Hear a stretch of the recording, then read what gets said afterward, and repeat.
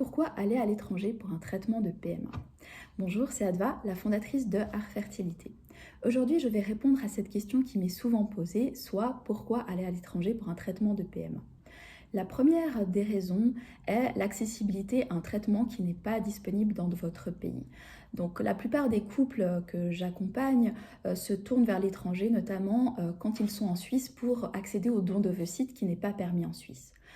Lorsque c'est un couple de France, c'est souvent pour accéder au screening préimplantatoire ou PGTA, c'est-à-dire le fait de pouvoir tester un embryon avant de le transférer dans l'utérus. Effectivement, aussi en France, les couples préfèrent se rendre, enfin, n'ont pas vraiment le choix que de se rendre à l'étranger parce que les délais d'attente pour le don d'ovocytes sont extrêmement longs et souvent les taux de succès beaucoup moins élevés du fait que les techniques ne sont pas forcément les meilleures, j'en parlerai après, et aussi parce que les donneuses ne sont pas les plus jeunes. À l'étranger, elles sont beaucoup plus jeunes qu'en France. La deuxième des raisons pour laquelle on se tourne vers l'étranger, c'est justement pour avoir un taux de succès qui est meilleur.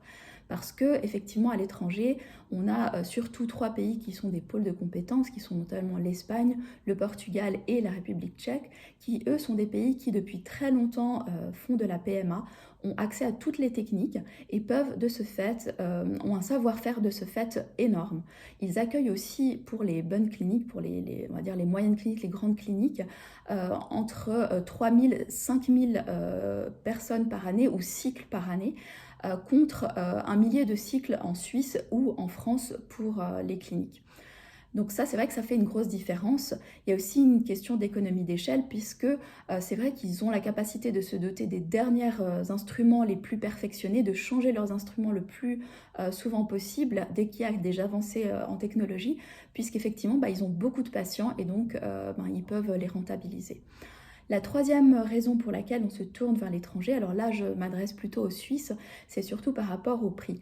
Parce que c'est vrai qu'en Suisse, malheureusement, la FIV n'est absolument pas remboursée, tout est à la charge du couple et les traitements sont quand même moins chers à l'étranger, avec des taux de succès plus élevés, comme je l'ai dit tout à l'heure. Donc c'est vrai que j'ai encore beaucoup de gens qui me contactent pour faire des FIV à l'étranger, parce que c'est vrai qu'ils se disent qu'ils vont accéder à des traitements moins chers et de meilleure qualité. Voilà, alors je vous retrouve une prochaine fois pour répondre à une autre question de PMA à l'étranger.